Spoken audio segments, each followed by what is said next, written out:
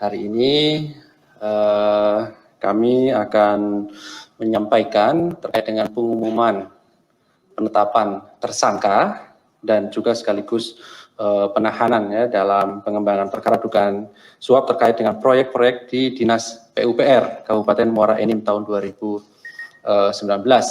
Jadi sekali lagi bahwa hari ini tidak hanya penahanan tapi juga pengumuman tersangka. Hadir sore hari ini Pak Deputi Penindakan, Pak Karyoto. Mohon maaf tadi dari pimpinan ada acara yang harus diselesaikan sehingga tidak bisa hadir bersama kita. Seperti biasa nanti akan disampaikan poin-poin ini oleh Pak Deputi Penindakan dan kami persilahkan pada teman-teman bertanya lebih lanjut. Satu sesi untuk 3 orang penanya difokuskan untuk perkara ini lebih dahulu, baru kemudian ke hal-hal yang lain. Karena nanti ini waktunya hampir menjelang maghrib, jika nanti masih berlanjut dan ada azan maghrib, nanti kita berhenti sejenak untuk mendengarkan azan maghrib jika nanti masih berlangsung acara ini. Baik, kami silahkan Pak Deputi Penindakan untuk menyampaikan beberapa poin terkait dengan penanganan perkara dimaksud. Kami silahkan Pak.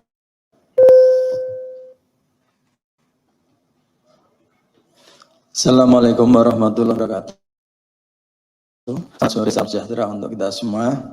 Yang saya hormati rekan-rekan awak media, mudah-mudahan hari ini, sore ini kita dalam keadaan sehat walafiat.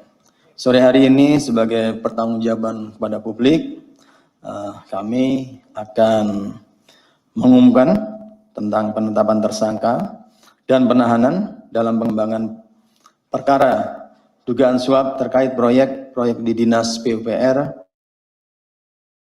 tahun 2019.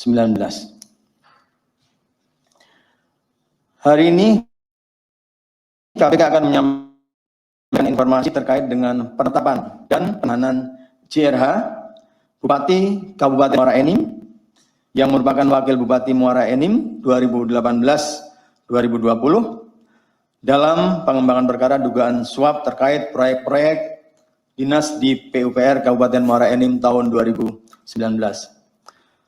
Perkara ini berawal dari kegiatan tangkap tangan pada 3 September 2018 dan telah menetapkan 5 orang tersangka, yaitu AYN, Bupati Kabupaten Muara Enim 2018-2019, EMM, Kepala Bidang Pembangunan dan PPK di Dinas PUPR Kabupaten Muara Enim, RF swasta, AB Ketua DRD Kabupaten Muara Enim, RS PLT Kepala Dinas PUPR Kabupaten Muara Enim. Perkara kelima tersangka tersebut telah disidangkan dan diputus pada tingkat PN Tipikor Palembang dengan putusan bersalah dan telah berkekuatan hukum tetap. Setelah menemukan bukti permulaan yang cukup untuk dilanjutkan dengan gelar, KPK menyimpulkan adanya dugaan tindak pidana korupsi, menerima hadiah atau janji proyek di Dinas PUPR Kabupaten Muara Enim tahun anggaran 2019. Bersamaan dilakukan penyidikan sejak tanggal 20 Januari 2021. KPK selanjutnya menetapkan 1 orang tersangka, yaitu JRH, Bupati Kabupaten Muara Enim, yang merupakan Wakil Bupati Muara Enim 2018-2020.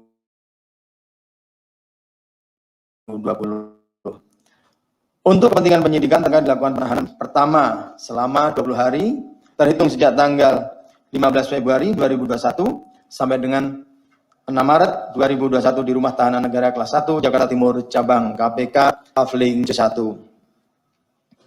Sebagai upaya untuk melakukan mitigasi penyebaran COVID-19 di rutan KPK,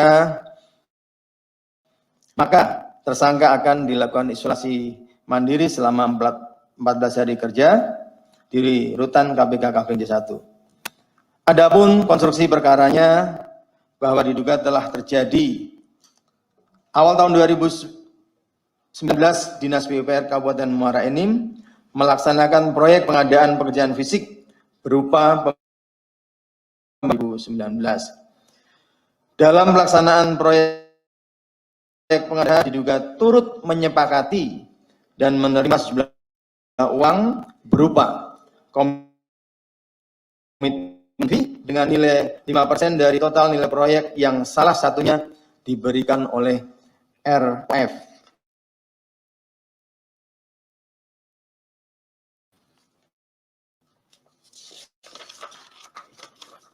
Selain itu, JRH selama menjadi juga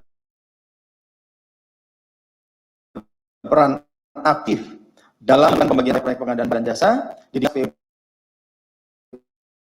Kabupaten Muara Enim jumlah sekitar Rp 4 miliar oleh JRH dilakukan secara bertahap melalui perantaraan dari AEM, Kepala Bidang Pembangunan Jalan dan PPK Dinas PUPR Kabupaten Muara Enim.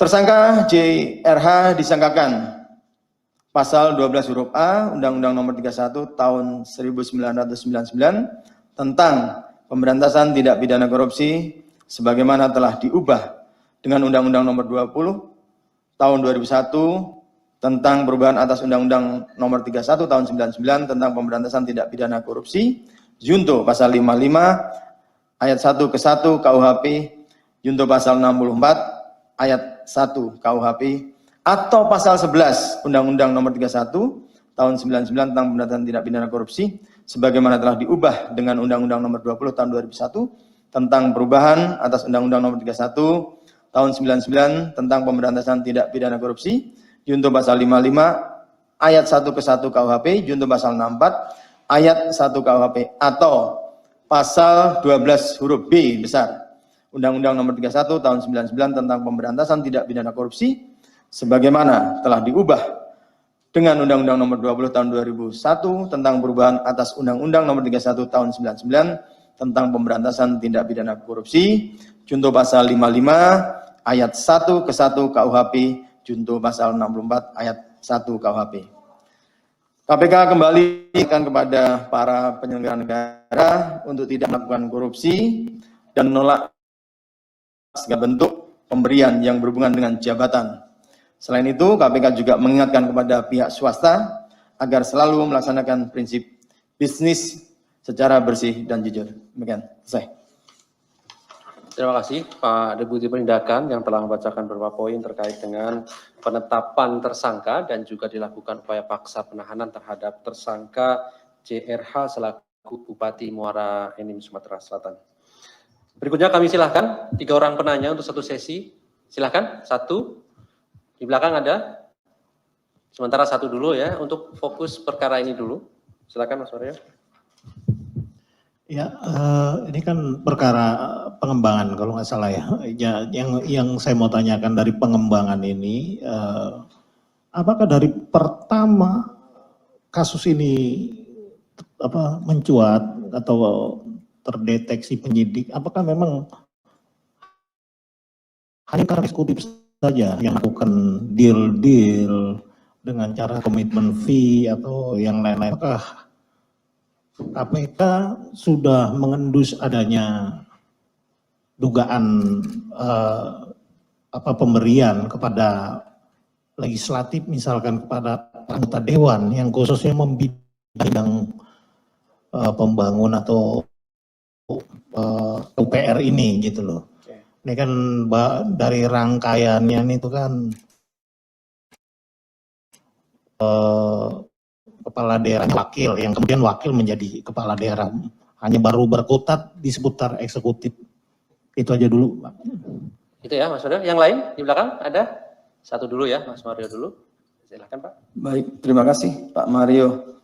Ini pertanyaannya hampir selalu sama ini Pak Mario. Sebagaimana kita pahami bahwa tidak mungkin perbuatan korupsi itu dilakukan dirinya sendiri, kecuali pejabat yang punya kewenangan menyimpan sesuatu kemudian menggelapkan. Nah, di sini tadi sudah dibacakan bahwa memang perkara ini atau beberapa perkara yang lain itu kalau yang namanya korupsi apabila bidang infrastruktur, pertama pihak rekanan sudah pasti ada, kemudian pihak eksekutif di sini ada 2 malah ya, bupati dan wakil bupati. dan juga kepala dinas. Nah, pihak legislatif juga sudah ada, itu AHB yang sudah ditahan beberapa waktu yang lalu. Jadi sebenarnya ini sudah sebuah semacam bentuk korupsi apabila menyangkut APBD, APBN, dan anggaran-anggaran keuangan negara selalu terjadinya persekongkolan. Mungkin itu, Pak Mario. Terima kasih. Oke, Mas Mario, jelas ya?